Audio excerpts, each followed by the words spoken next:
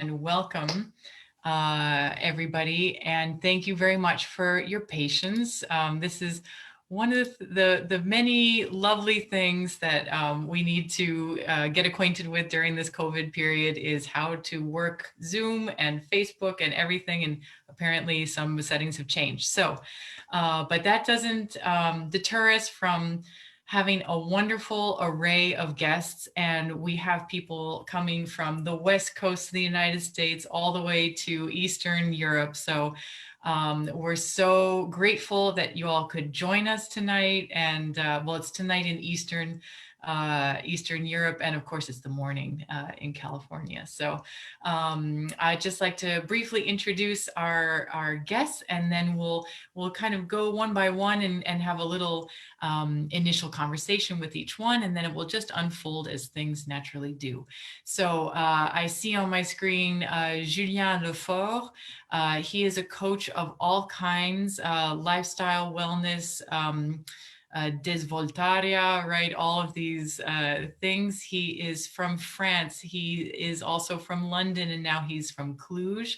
So a warm welcome to Julien.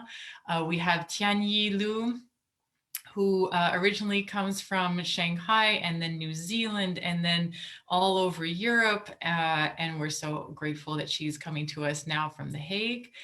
Welcome, Tianyi. And then we also have Sara Hershkowitz, amazing soprano, writer, activist, thinker. She comes originally from LA, and then she traversed the United States to come into New York City for a little bit, and then over to Europe, and now back to California. So we're so excited to have you with us. Thank you for being here with us. All right, so I would love to touch upon a couple things. Let's start with you, Tianyi. We mentioned, and this is what I love to do, is to kind of get a bunch of really cool people with different voices and different perspectives coming together and talking about a certain topic. And your perspective is very, I think, unique because, as we mentioned, you were born in Shanghai, but you moved to New Zealand, I think when you were 5, is that correct? Yeah, I moved when I was 5. Okay.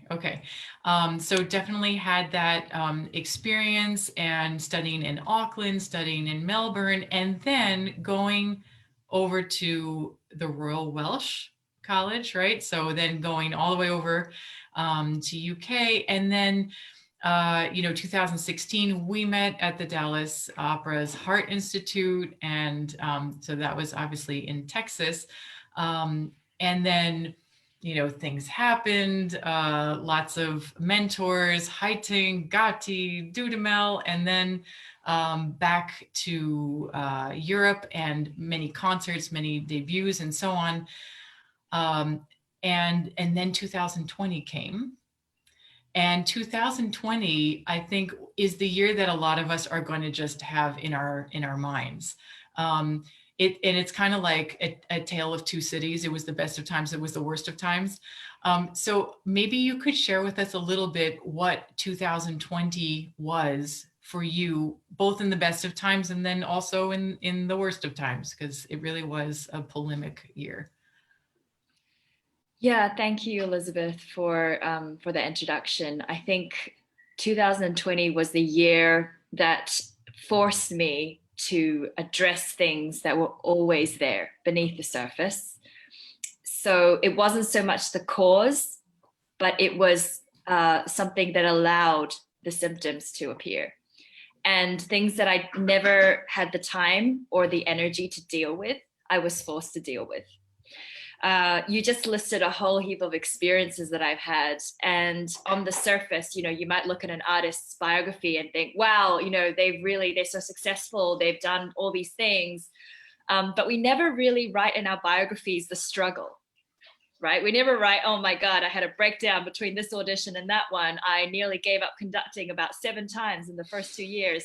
I was broken down in a masterclass and told I couldn't conduct, or you don't write these things in a biography. And I think it's so important that we talk about them, because I think in general, industry, the performing arts in general, we don't really celebrate failure or even look at failure. And unfortunately, that means that we have to deal with a lot of doubt and insecurity and ego within ourselves. And it's a real struggle. And what I found, I don't know if everyone here has experienced the same thing, that the real struggle, the work, is often in our minds. And actually maybe 10% of the work, I mean, that's a lot of work, is studying scores and preparing and technique, but a lot of it is in our minds, and we don't get taught how to deal with it. And so Yeah. I've spent a lot of time throughout those period. And 2020, short answer was, man, I had to do a lot of work, non-musical related, but everything's related to my work as well. Yeah, for sure, for sure. I love how you're talking about how so much of it is mental. Like I remember this amazing story of the pianist who is preparing his debut at Carnegie Hall, and he's trying out the piano, and from the shadows he thinks he sees the big maestro, who's watching him from the shadows, and he gets all nervous, and he's like, "No, I was just coming here to try out the piano. I have to hear, but now I have to perform, and now and he goes through all these inner workings, and he gets himself so flustered, and he starts missing notes, and then he's like, oh no, it's going to be horrible tonight, I can't believe it. And at the end he says, okay, that was just a catastrophe, and now I have to go up to the maestro and I have to apologize for just how awfully I just played, but even though I was just supposed to. And then he goes up and sees that actually it was just a coat rack, with a hat on top of it, and everything was just inner dialogue and imagination. But Wow. but it is true. What do we do, to ourselves and within ourselves, and so on, and why do we get in our way? Why do we get in our own way so many times? And who was it? Was it Rodin who said that the sculpture is already in the stone, and you just have to liberate it? And it's like the perfect performance, and by perfect it means, I think, the most authentic performance is within you, and you just have to let yourself do it. You have to liberate it from yourself. We have to chip away at all the other external stuff. So that's very interesting that you did kind of that kind of work. How did you go about doing that kind of work? Well, first of all, I was a complete mess. I think as soon as lockdown happened in March, I was busy traveling, conducting different city, every week, different repertoire. And I was already feeling a little bit of burnout. I was questioning the purpose of what I was doing. I worked 10 years to become a professional conductor, seeming to live the dream. And then suddenly I'm like, what am I doing this for? Am I proving this to someone? I'm doing what the industry is saying we should do, but there's so much more to this. And I wasn't sure. I just realized I was going to have a breakdown very soon, or some kind of exhaustion thing. But then suddenly everything stopped. And in a way, I'm grateful. But I can admit to you, 2 months, at least 2 months, I was just in my pajamas every day, wasn't able to open a score. I'm not like those conductors who were like, perfect time, I can learn Russian or learn this, unknown opera that I've been dying to learn all my life. Like, I was definitely not that. I was like buying jigsaw puzzles and, doing like cycling a little bit, but basically most of the time crying and being in my pajamas and having zero motivation, and lost all the will and lost a sense of self-worth, and got really mentally in a bad place, where I was having suicidal thoughts for the first time in my life, where I was having all these feelings of self-worthlessness. And this is very strange. This is coming from a person that if you meet me on the street, everyone says, wow, she's so optimistic. She's so open and so such a open thinker and so positive. But what I realized was that I wasn't addressing some of the deepest like insecurities and pressures that I was putting myself under. And so as soon as the external pressures were lifted off, which is what 2020 was, I didn't know what my intrinsic motivation or compass was. And it's taken me a year. Now, I was lucky. I did a few competitions and I managed to do a couple of step-ins during Corona. But even in between those periods, I was still really struggling. But it got to the point where I hit a brick wall and I started meditating and I said, okay, I have to actually really look at this, and to look at that darkness and to say to myself, this is never going to go away. Even if everything goes back to the way it was, why am I a conductor? Why am I a musician? What am I here to do? And so now it's taken me a year and I'm still struggling, and I know the struggle will continue, but I feel completely different in the sense that with the practices that I'm doing and with the self-acceptance, first of all, that it's okay to not be okay. And the self-love that goes far out. Today, I am really struggling. The next day you wake up, you're fine. And then the third day you feel you're just in your bed crying again, because you're just like, how am I going to spend the next 2 months with no work? And then you start discovering, you start reading, you start reaching out to people like yourself. And then you start finding what really matters to you. And to be honest with you, what I've discovered is the things that really mattered to me wasn't necessarily at all to do with my career, what to do with what the industry says I should be working on. In fact, it's all to do with things like social justice or self-worth or helping others achieve their potential, which doesn't have to be on the podium. And this feeling of breaking apart. Now I have this saying, it's like a breakdown is a breakthrough. Ooh, that's amazing. I just reckon and the fear of breaking down, I think this fear of and I acknowledge, I haven't had a history of serious mental illness, and I acknowledge that there may be a lot of people watching today who have real struggles. I'm just saying this was a catalyst for stuff that I didn't want to deal with. Yeah. But man, I'm grateful and I'm acknowledging that it is really hard work, but there are people out there. Reach out, and it's okay also not to reach out. Right. And to be in your pajamas. You're saying such important and brave and generous things, because I think that's part of it, is the stigma of being alone. And thinking that you are the only one to feel this way and you're the only one to be going through this. And also, I think in an industry where, especially if you're a conductor or you're a soloist, you have to be strong, you have to be on, you're there for other people, you're there for the public, you're there for the orchestra members, you're a leader. How is it that, we can be feeling these feelings? And so to be able to talk about it, so, honestly and overtly, and to be like, yes, as you say, it's okay to not be okay. And it's okay to question. And I think what is also going on in the industry right now is very interesting, because I think the whole industry is being questioned. And, who puts the pressure on us? Is it we who put the pressure on ourselves? Sure, absolutely. But not only, so I think that's also a question of whose regard are we reliant on, and can we take that power back? And also the power shift, can we also appropriate? For a long time, we speak with so many women in the international community here in Cluj, and what they're doing is invaluable. I would like to rebrand people who are currently not working because they are with their families, and when they are CEOs of the household. They are running companies. They are dealing with very dissatisfied clients sometimes. They are doing so many things that are invaluable. You can't put a price tag on it because it is invaluable. And that is also what we're doing with our art too. Can you put a price tag on art? And this is also what we're talking about in France in particular. We just had another conversation with another group of artists about do I make less valuable art if I'm not paid for it? What does it mean to be an artist?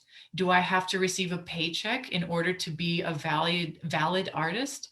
All of these questions I think are coming to the surface, as well as what you're saying about why do I do what I do? and where can I find meaning in what I do? And can I reconnect the meaning with, the business end of things? And can this be meaningful? So this is just so incredibly valuable and such a gift, for everybody who is listening. So I thank you very much for sharing this with us. And I wonder, before we get to talk with Sara a little bit, I wonder, you mentioned that there's some exercises that you like to do when you start your Zoom sessions. And I think that might be really great for us. If you wouldn't mind maybe sharing one that you like to do. Sure. So for everyone who's joining us on Facebook Live, thank you for your patience. And thank you, Elizabeth, for giving me this space. I have been working a lot on Zoom, and what I find is that looking at screens all day, sitting down, it's not great for your physical and mental health. So when I'm hosting a Zoom meeting, I try and get everyone to stand up. So if you're not tied down with some headphones right now, I'd invite you to stand up. If not, just keep seated. You can do this while seated, and just take a stretch. And just be aware of your breath as you breathe in to one side, feeling the expansion of that rib cage, and breathing out, coming back to the center. And on the other side, breathing in, allowing that stretch into the other side. And just shaking out your hands. If you're able to, shake out your legs, one foot, the other foot. Maybe do a couple of twists. Of course, bearing in mind what mobility you have, just do what you're able to. And just slowly move your neck in one, just very slowly, very gently. And if you feel any pain, just observing it without judgment, without pushing it. And the other side, just being aware of how your neck is sitting, how your head is sitting on your spine. As you come back down to rest on your seat, just take a moment to close your eyes or soften your gaze and just check in with your breath. Shallow, is it fast? Check the speed, the tempo, without judging, without wanting to change it. Just being aware of how it feels in your body right now, any emotions, any tensions, any places of warmth or coldness, any frustrations, maybe impatience before of maybe waiting for the technology, and just observing those thoughts and those feelings and noticing maybe they're gone now, maybe they're still sitting in your body.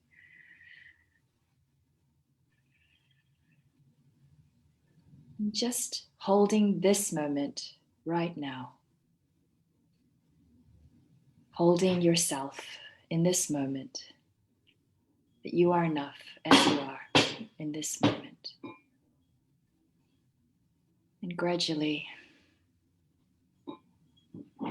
in your own time, bring the room back into focus.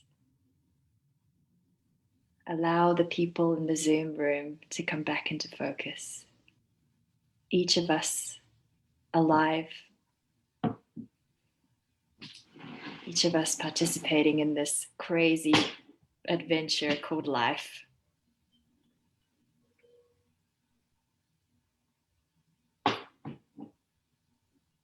Thanks, everyone. Thank you, Tianyi. Thank you so much.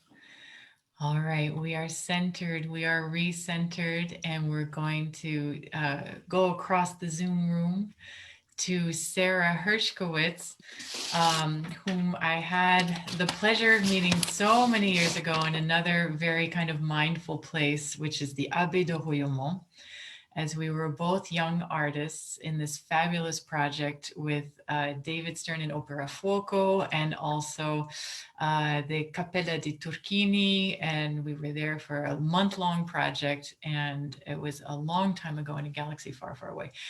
But since then, Sara has been all over the place. She moved to Berlin. She had an international career, soloing with the LA Philharmonic, the Detroit Symphony Orchestra, BBC Scottish, Hamburg Staatsoper, 3-time nominee in Opernwelt for Singer of the Year. And by the way, going all the way from Baroque roles to création in 21st century. So when I hope I don't make you blush, but honestly, when I think of a daring artist on stage, I think of people like you, Sara, because you are fearless and fierce. You had a very special heart project, which was a Liederabend with Elizabeth Leonskaya and your ancestor Philip Hershkowitz, right, who was a composer and a student of Berg. Would you like to speak about that for a moment? Happily. Thank you. That introduction, man. Wow. That just thank you so much. And thank you so much for facilitating this. And Tianyi, I love what we were also just said. Did I pronounce Tianyi's name right? Is it Tianyi? Tianyi. Yeah, there's many versions, but Tianyi is the easiest one. It's so pretty. I don't want to pronounce it wrong. It's a gorgeous name. But I really loved a lot of what you said. And Liz, thank you so much for having us and for facilitating this subject is so important to me, what we're talking about today. And you totally made me blush. And yes, back to you asked about Philip. You asked about Philip Hershkowitz. Mm-hmm, mm-hmm. So a couple of years ago, through the miracle of Facebook, I received a message from someone asking me, saying, "Oh, your last name is Hershkowitz. Are you related to the Romanian Jewish composer who is from Iași?" And I said, "Well, I think so, but I'm not sure. But I think because we always heard that the Romanian side was the musical side." And this message took me on this odyssey of, they said, well, if you think you might be a descendant, he died with no heirs and he left his entire musical estate to the Vienna Public Library. And if you would like to come and look through the archives, and he wrote a lot of vocal music. And if you'd like to find something that suits you, we'd love it if you'd want to perform his works. So I flew to the library and went, held these paper thin yellowing scores in my hands with his original pencil markings on them, and they gave me a book, and I thought, oh, screw it, I'm not reading a book on serialist music theory. I don't care if I'm related to the guy. I'm not good. There are limits to what I'm capable of. And then I got on the airplane, and it was not a book of music theory. It was a book of his private letters to Alban Berg.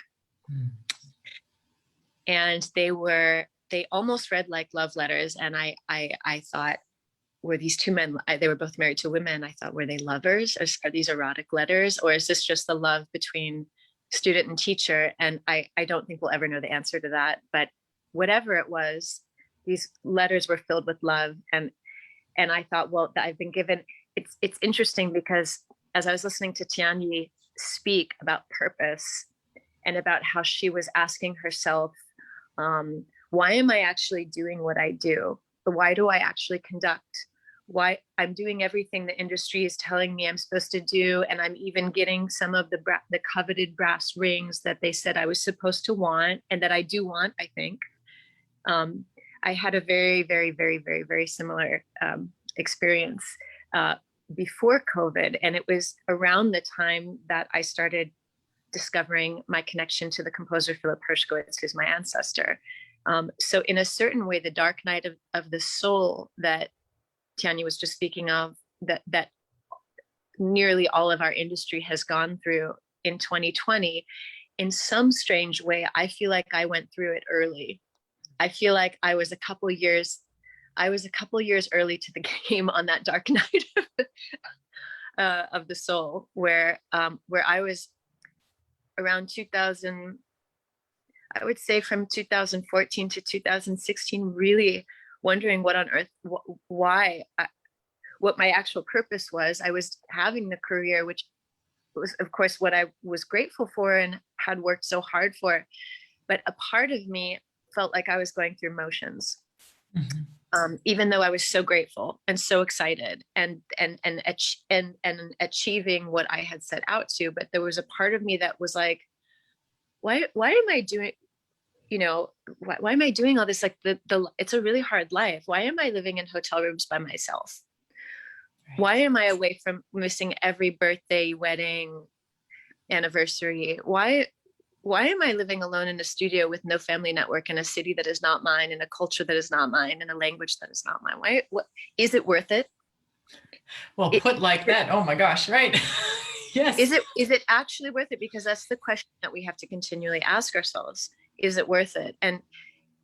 Um, and I asked myself that question for about 3 years, and it wasn't pretty, and it involved a lot of crying and a lot of very dark thoughts on my end, and a lot of depression, heavy depression, which I hid from people because I was embarrassed about it. And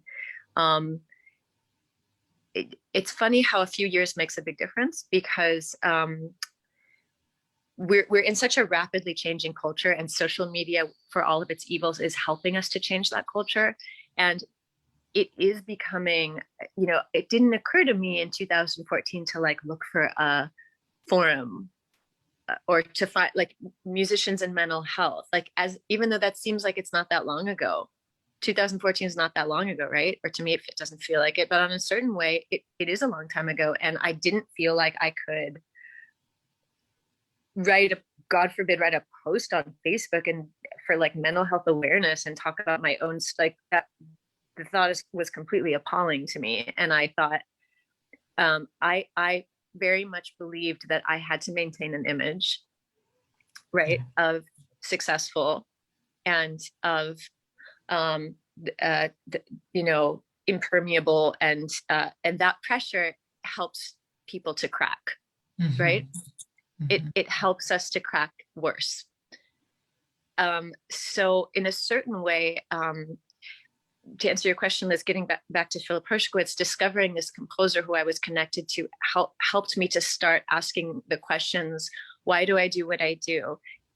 Is it fulfilling? Is there another way I could be going about this career that would feel more authentic to who I really am inside, and not me just feeling a cutout model of what I think soprano is supposed to look like? Because I was under the impression that soprano, so for example, I always wrote my whole life. I've always been a writer, but I hid that because I thought that if I outed myself as a writer, that it would make me look bad. Like it would make me look less serious as a singer. Like That's I thought fantastic. You just used the living in the closet, like putting personas, aspects of you, creative aspects of you in the closet.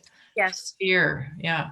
Out of fear, because I very much felt, and maybe, I don't know, maybe it's not gendered, but I think it is gendered. I felt like, well, women are allowed to be one thing in life, and you get one piece of cake. I had sort of received this brainwashing in my training. You get one piece of cake, and that's your cake. And you don't get to be two things. You can be one thing, especially if you're choosing to sort of live outside the mainstream by choosing an artist's life. And in my case, not having the socially acceptable markers of adulthood, like motherhood, marriage, owning a house, all of these things that the non-artist world gives us as milestones to adulthood. And I didn't have those things. So I felt like, well, if I don't have those things that I'm supposed to have, then I can be one thing, and that soprano, I can't be greedy and have more than it was like this weird, I don't know. It's this weird brainwashing. And I do think women have it stronger than, maybe it's all artists, but I do think it's particularly strong for women. I think that we have to somehow choose one identity and stick to it. Yeah, that's interesting. I feel like also there was a parallel revolution, and that we're a little bit behind the food revolution, because in agriculture, we used to have, whole acres and acres of nothing but one crop. And year after year, we would do that one crop. And then you would suck all the nutrients out of the soil because there was only one crop. So that needed a certain amount of nutrients. You would suck it dry. And then they would say, oh, but it's not good anymore. I guess we have to move on. And then it would just go to waste, and it would be unusable for several years. And just recently, for some reason, people have gotten into the idea of like crossing, and making complementary crops, and then rotating and getting back into that. And, it seems like our industry in particular has been very focused on narrowing, there's a fantastic book that I don't have it here, but which is called Range. and it discusses Tiger Woods versus Federer. And Tiger Woods had this extremely narrow focus, right? I have to be the best, so I have to get my 10,000 hours in as soon as possible. I mean, this was in vogue, right? This was the way to go. And this is, I think, where our industry was for a long, long time. And as deep as it can go, it is also extremely narrow. And I think an artist's soul suffocates in that kind of narrow atmosphere. Whereas Roger Federer was apparently raised in a completely different ideal. And even though his mother was a tennis instructor, he wasn't pushed to do tennis. He did all kinds of sports, and then naturally he gravitated, but relatively late and so on. So it's the difference between a broader scope of what an artist is allowed to do in the profession and what is encouraged, as opposed to this, I think now outdated version of you must do one thing. So that's very interesting what you're talking about. Yeah.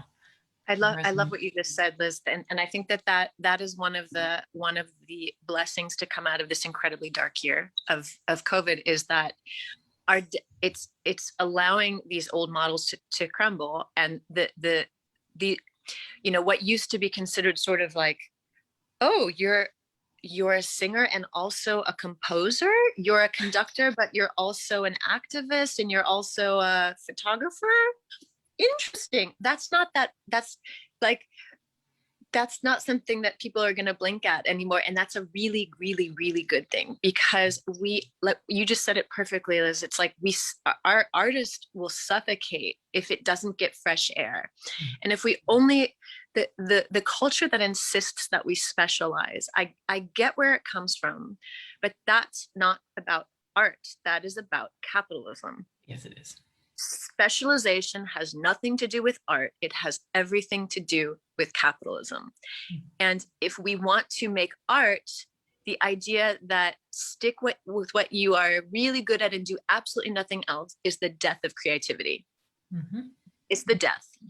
Yeah. So to take up, I think it's actually crucial for artists to not just do what they feel awesome at and like that they feel swag at. Do something you're not that good at.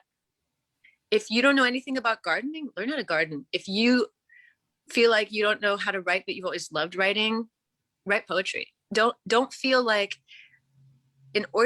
we've lost this part of art making that has to do with not doing it to impress anybody, but to do it because it's fun and it feels good. And that's going to inform the thing that you do present to the outer world.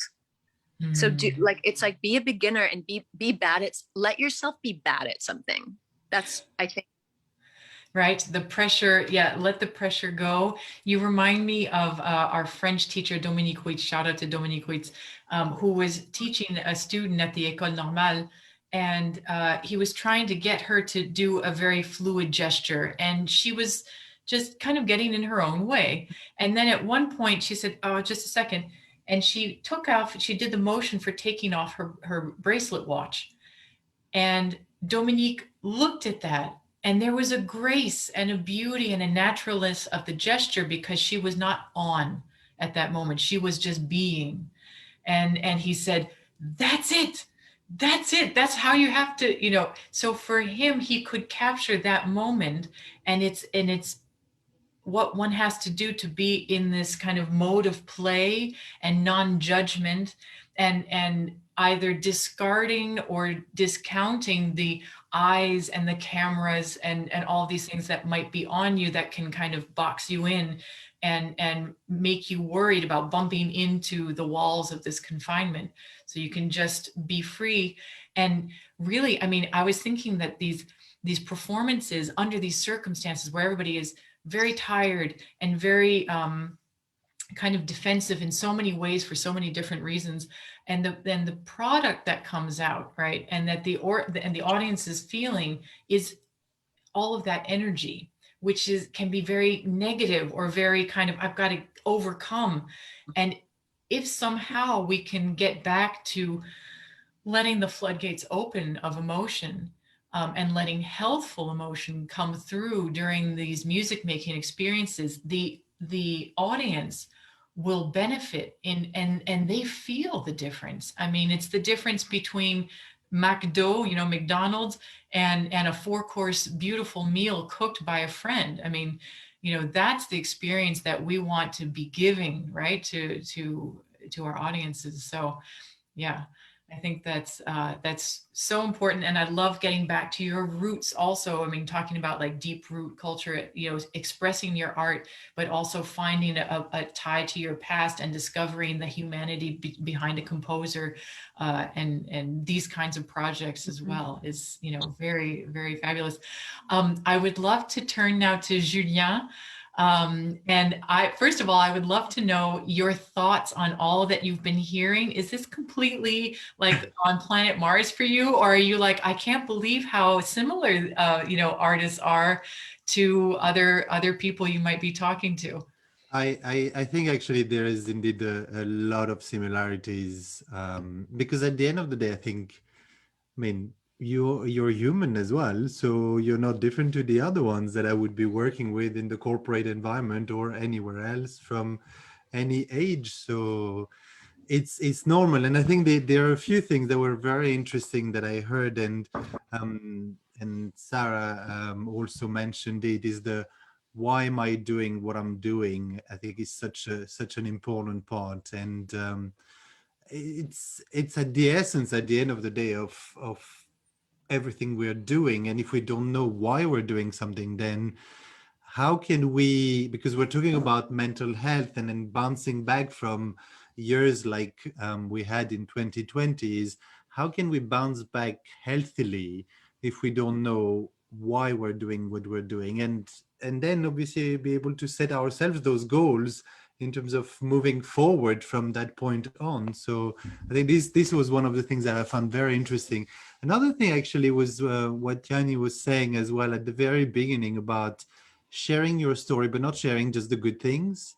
For me, that's the topic that is fascinating, because, and we talked about it, I think, Elizabeth, a year or two ago, probably 2 years ago now, because 2020 was disappeared from the surface of the earth a little bit in terms of meeting each other. But that thing as well about the fact that to one thing that is extremely important for us, and to be able to go through that becoming more resilient, for example, is that connection with others. And that connection, what we tend to do a lot as human beings is to say, well, this is who I am because of what I do, rather than saying just who we are as individuals. And I think part of that story is not just the breakthroughs and the successes, it's also the breakdown. And the breakdown is very important as part of that story. And this is how I connect as well with you, and you connect with me, because not just because of the positive things, but also because of the things that, well, you've experienced and I've experienced similar things as well, and were not easy, and we found ways to get out of that. And I think that's very important. I remember about a year ago, actually, at the beginning of the pandemic, I did a talk on resilience with some tools. And the first question I asked people on Zoom was, how are they living it? It was maybe about a month after it started, and it was such an interesting way to see how you had some very extroverted people who were hating it, and some very extroverted people who are actually loving it because they were having a break, and they were like, I'm at home, I don't have to go to the office every day. And then introverted people as well, the same, complete extremes, and everything in between. And I think having those experiences and learning from the other people around us what they are going through is effectively telling us, well, we're not alone and it's okay. And I think that was one of the points as well Gianni was saying, which I thought was, I mean, it's very important actually to say it's okay, Right. It is. whatever I decide.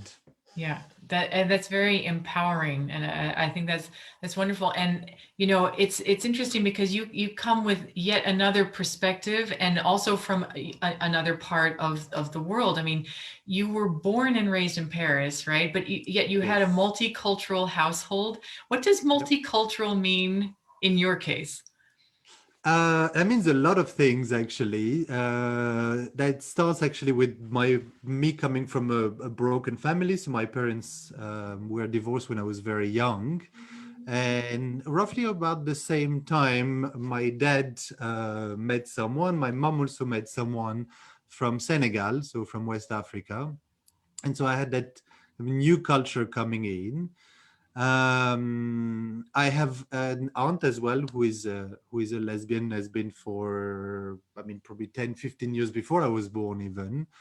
Coming from a family, I mean, um, accepting homosexuality, um, black person in the family for my grandparents was not an easy thing as well, because it was not a natural thing, I would say, for them in terms of the culture they were raised in. But again, seeing my grandparents adapting as well to something that is completely different to them. So that, I think that's the multiculturalism when I was younger. And then living in different countries. You mentioned I lived in the UK. I lived a little bit less, definitely, but I lived in the Netherlands as well. Now I'm in Romania with two kids who have a Romanian mother and me French, and we speak English. We have three languages at home. So it's Very yeah. multicultural, we would say. That's awesome. And then, of course, you had different positions, a lot with recruitment in the beginning. I think of your career with, Mhm. Société Générale and Mindbench and Thompson's and so on, before you kind of segued into like more of a consultancy with performance and leadership and so on. Mhm. And now I think you even have your own practice. Is that right? Yes, yes. So I started my coach training about 6 years ago, I think now, 6, 7 years ago. But about 3 years ago, that's when I decided that it was time to do something on my own. And actually, I think the reason why it happened was, for me, was that breakdown. I was at a time in my career when let's be honest, I was being a little bit bored of what I was doing, but mostly I kept finding kind of hurdles and walls I was going against. I was trying to be, and creativity is an important skill for me and an important thing to have in what I'm doing day in, day out. And I couldn't get there. I mean, the company was changing, and so I either had to adapt to that or decide to do something else. And actually, the main thing that happened was, and that's going back to what we discussed about why am I doing what I'm doing. My daughter Olivia was having a ceremony for end of the year diploma, something like this. And although I was in a very, very flexible company at the time, there was that one meeting that I couldn't miss. I couldn't reschedule, and I missed that diploma ceremony. And that's the moment when I question myself. I'm like, well, why am I here then? And what is important to me? Or what is the most important thing to me? And clearly, family was something that came up at that point in time. But I had to have that experience to realize it, which is not always the best. I think it's important, and that's probably one of the advice I would give people is to try thinking about their own values and what's really important to them as early on as possible, because you take different decisions based on that. And for me, it was like, okay, I'm going to take that decision, but because it had already happened. So, Yeah, so you just read my mind, because I wanted to ask, what was that point of transition, right? mm, Going into the consultancy and so on. So you just addressed that, fantastically. And I think these are certainly not all of the issues that we're facing right now, but two of the ones that we just hit right on the head. And one is isolation and feeling, not connected. And I think we kind of feel, déraciné, like we feel that our roots are pulled up. Yep.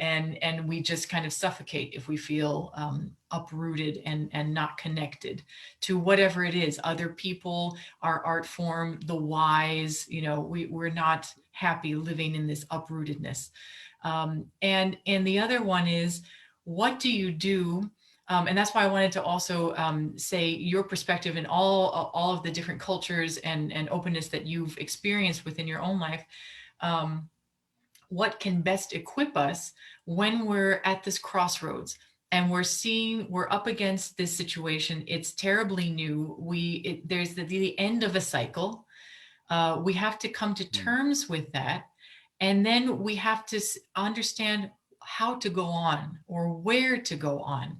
Can you tell us how we can do this? I want to say yes and no somehow, because I think each individual will react very, very differently. So there probably will be different ways to do it depending on different individuals. But I think so. I'm going to do, before I answer the question, actually, I'm going to pause for a second and just talk a little bit about an element of resilience that I think is interesting to understand, or I should call it mental toughness. And it's a little bit different to the concept of resilience itself, but they're very similar. So I'm going to leave it like this. But when we talk about mental toughness, it breaks down into 4 areas. And the first one is the control, and it can be either emotion control or life control. The second one is the confidence. So that's the confidence in your own abilities and the interpersonal confidence. And then you have the commitment and the challenge as well. And so I think, to answer your question, I think what can be very interesting at that point, and that's where I'm saying different individuals will have a different way to look at it, is to be able to enter and become that resilient individual.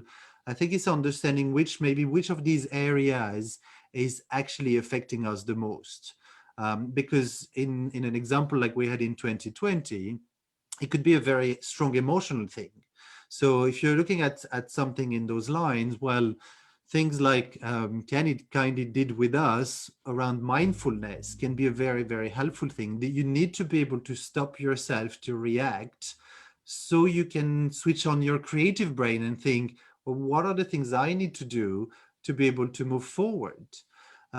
If you're looking at confidence, if that's what is coming up, I think Sara mentioned a little bit about it, and Tianyi as well, is that in coaching, what do we call that gremlin, that little person that is there on your shoulder that is telling you, you can do this, you can't do this, you might screw it up, it might not work, and so on. That's the confidence, effectively, the inner confidence and the inner self that is telling us, well, there is something I'm struggling with here. And that could be, I mean, again, here there would be different ways to look at it. And one of the things I was thinking about actually before the call as well is, how do you recognize what are those transferable skills that you have?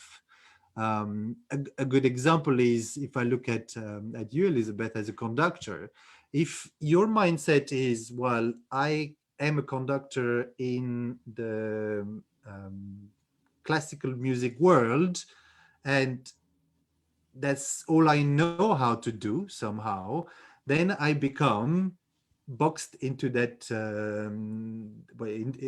I put myself into that box, and I end up not being able to think outside of that box.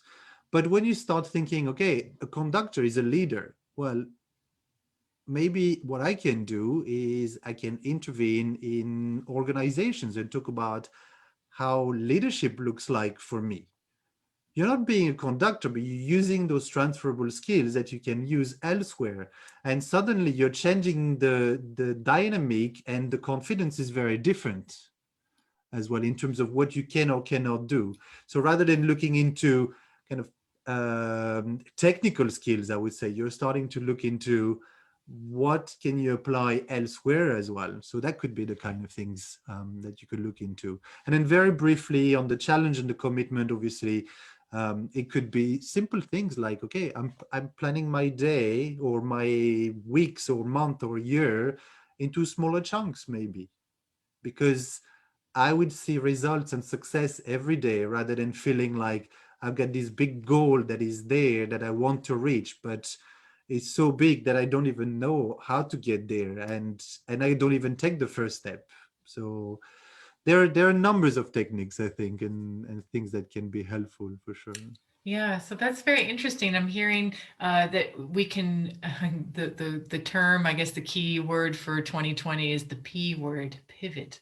So you know, instead of using the anchor and going from one direction and then switching and going to another direction, not losing your anchor, but going somewhere else where maybe there's more traction, or that you can consider things from another angle, but still keep true to who you are, or the skills that you can use in a different way. Yep. And also I'm hearing you break things down into bite-sized chunks so that you won't get overwhelmed, and just kind of take it day by day so that you can say, I did this today, and that's a win. And I don't have to, you know, conquer the whole year. And at the end of the day, the thing with 2020 is that a lot of people probably don't feel in control. It's you've got this external thing that came onto you and said, this is how things are going to be for you this year, or this is how it's going to affect you, or whatever it might be. And that's what we're missing quite often, is that control onto our life. So not just the emotion side, but being able to take it one step at a time. And again, back to some of the things we discussed about, being able to say, it's okay like this. It's enough. It's good enough. I think that good enough, I'm going to go with this for now, and then let's see what's next, is an important thing to think about as well.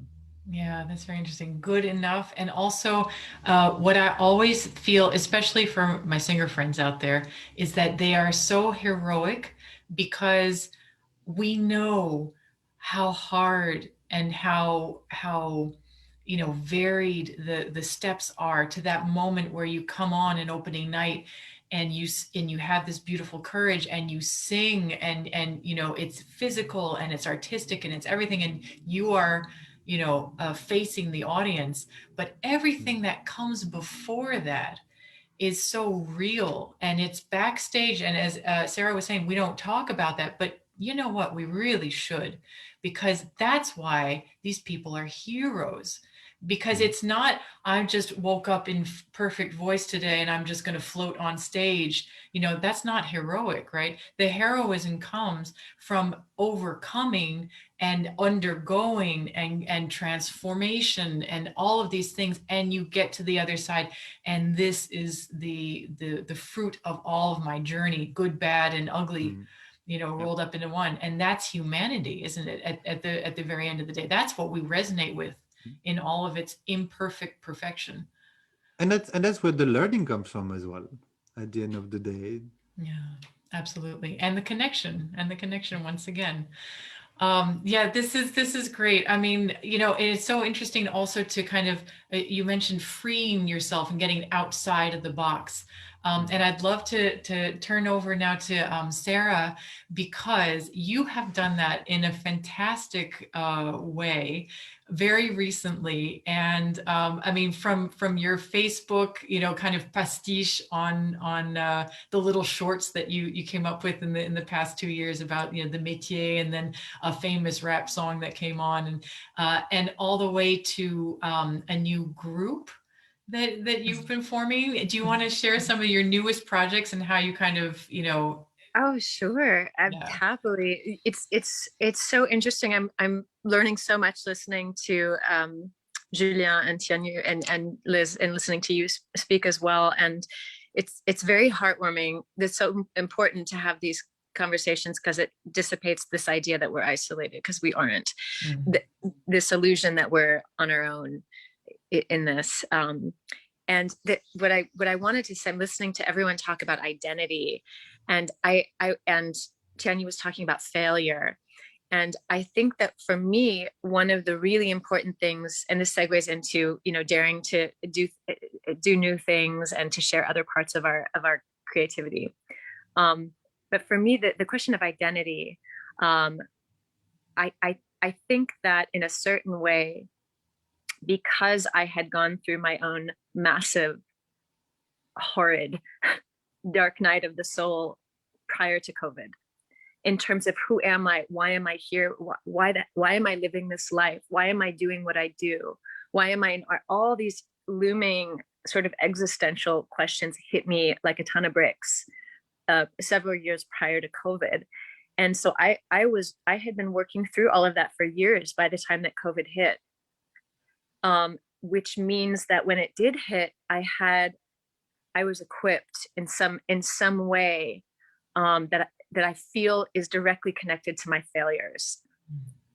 So the fact, even though I've been like really blessed to be given amazing opportunities, and there are people who love my work and who want me to sing with their organizations and who really like what I do.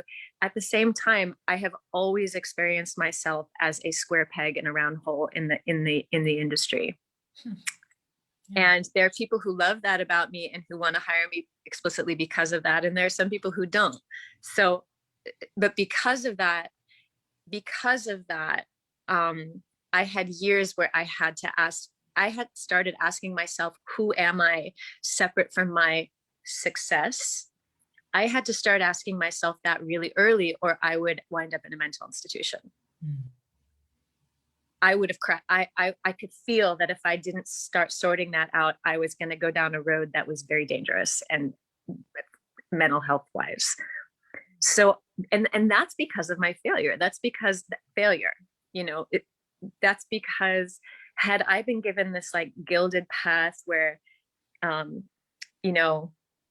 I went from nothing but success to success to success. Had I been given that path, I would never have to ask myself those questions. It's because I did not fit in. It's because I was too weird. It's because I was too something for the mainstream that I had this very special path and had to find other resources and make my own way. And so that by the time COVID came around, it didn't freak me out. Who am I if I don't sing was not a question I needed to ask myself in 2020. Who am I if I'm not on stage and people aren't, if I'm not constantly touring and if I don't have the work to solidify my identity? That was not a question I needed to ask myself. Because you had done it already. You had done that work because I've been already. doing it for years, and because of my lack of failure, I'm saying quotes, but it was essentially because of that. So that's one thing I'm really grateful for. And in terms of other things creatively, it's the same thing. This is the blessing of quote unquote failure, is that, had I been lauded all of the brass rings in mainstream productions, would I have found the creativity in myself to innovate and to create my own content, create my own, to write, to delve into other musical forms, and to create my own weird special path? And I think probably not. Honestly, I think probably not. I think that it's thank you, failure, honestly. But yeah, can I ask the question though, is it failure, or Right. is it the idea that you are just too big for this narrow, hole or Yes. chasm, right? Thank you, because that's so much better, because that's why I'm putting failure in quotes, because it's so-called failure. And it's actually that we were Liz, the other day when we were speaking, we were talking about the idea of how at the beginning, when we were training, this idea that you should try to fit in, that this idea that we're in the conservatory given, try to fit in with the industry. So that's kind of the like old guard, right? Right. I would say arguably, if anyone is listening right now who is young and coming up, or even if you're not young and coming up, do not try to fit in. lean on your weirdness. Lean into your weirdness. Lean into the parts of you that don't fit in, and make them bigger. Make them bigger. Make them more present. That's your gold. The part of you that doesn't fit in is literally your gold. Never try to squash it. Never try to make it melt into the rest. So that in terms of, Liz, of you asking about all these other projects, that for me was what came out of this year, is that the writing got bigger, and the fact that I come from other musical traditions and had sort of neglected them, there was space for me to form a bluegrass band online, digitally, across the ocean, and start making music that I'd made before I even knew what opera was. I started off my musical life as a singer-songwriter. I got back to the guitar and I got back to writing songs and writing music. So that, and because of COVID, I thought, well, there are no rules anymore. there are none. They freed you. There are no more gatekeepers. I mean, there are, but there aren't. Yeah. Really, there aren't rules except for the ones you make for yourself. And that's always been true, but COVID let that be even doubly true. So that I didn't think like, oh, but I'm an opera singer. Will I confuse people if suddenly I also perform bluegrass and singer-songwriter material under another name. I go by the name Sara Ray, and I have a band called Bluebird Junction.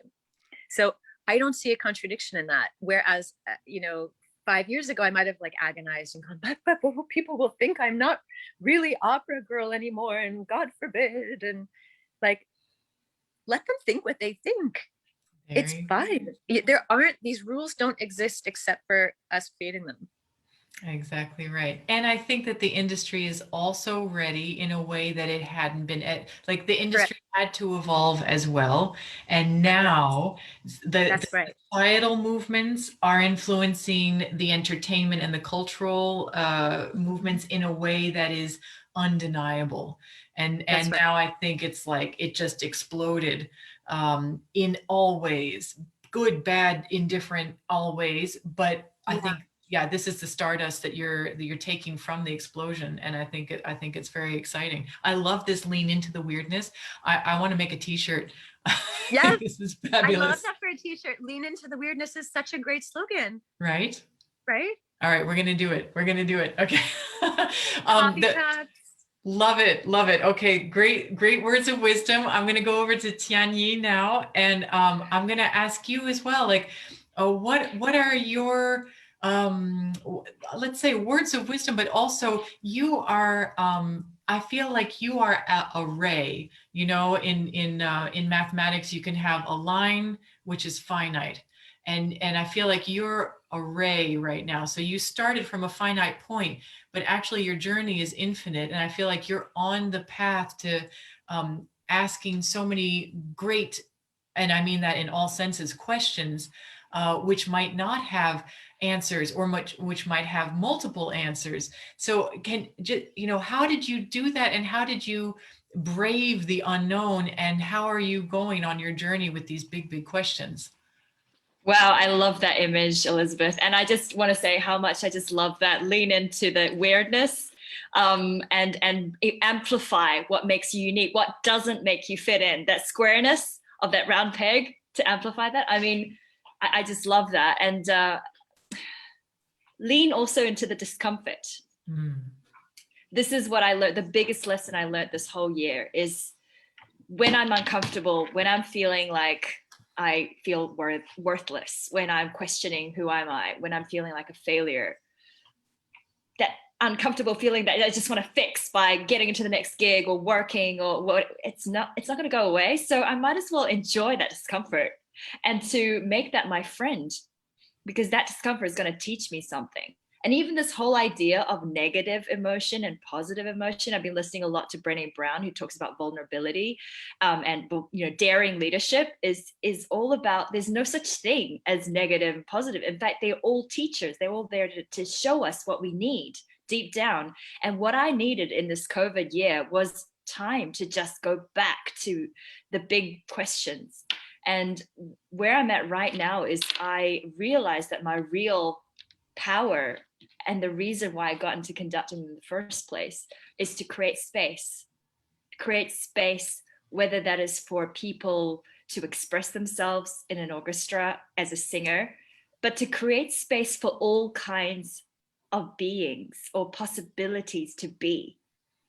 And that means accepting all of humanity in our beauty and in our ugliness and in our difficulties. And in a way, it feels almost counter so many things about perfectionism that we have been taught since the very young age. And I'm really excited about this because this doesn't only involve my work as a conductor, but it involves every aspect of the world and life. And permission, giving myself permission, not only to be uncomfortable, but also to not do. So Brené Brown talks about action bias, and I just spent so much of my life, being do, the next step, do. And all the things I'm hearing right now from Julien and Sara, there's a part of me that's like, okay, I'm going to apply all these things and I'm going to set up a goal and I'm going to break it down. And then, I'm like, wait, that was pre-COVID Tianyi.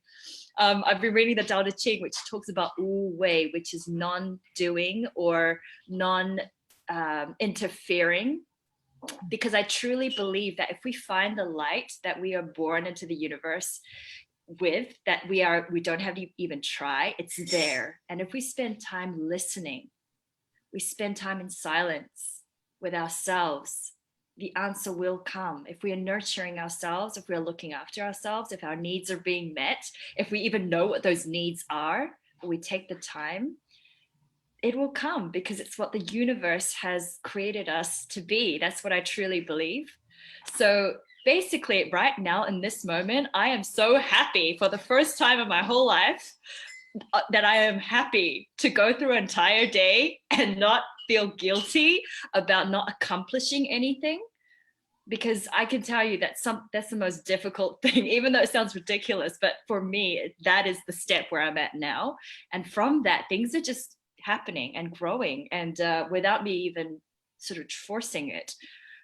So that's where I'm at. And I have no idea, if you ask me concretely what those things are, am I going to set up a band like Sara is? I'm going to start composing. I don't know yet. I'm dwelling in this discomfort, but I feel huge growth within myself. And I'm really excited about the next steps.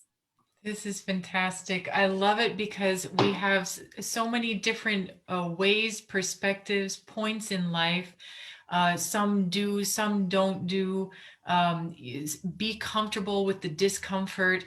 Be open to things. I think so many, I would say, positive messages because they're so diverse. Because there's no one answer. You don't have to be, it's not the map and it's like you are here, no, there's no, there's no map. If you want to make yourself a map, go ahead, but there's no map, and you don't need to be anywhere other than where you are right now. And you are there for a reason, and yeah, you will discover it. So this is fantastic, and I just love all of the generosity and the openness with which you've shared, everyone, your thoughts and your feelings, and also thoughts on concrete things like the business of making music for others, and also coaching others towards unblocking themselves and making them into the best iteration, most unfettered version of themselves. And so maybe all together in our imperfect perfection, we can help each other to go in that same direction. So I want to thank all of you so very much, Julien Lefort, Tianyi Lu, and Sara Hershkowitz, for spending an hour together in our Polyphonies episode number 2. And we are so very grateful for your time and your energy. Thank you, Elizabeth. Thank you, everyone. Thanks so much, everyone.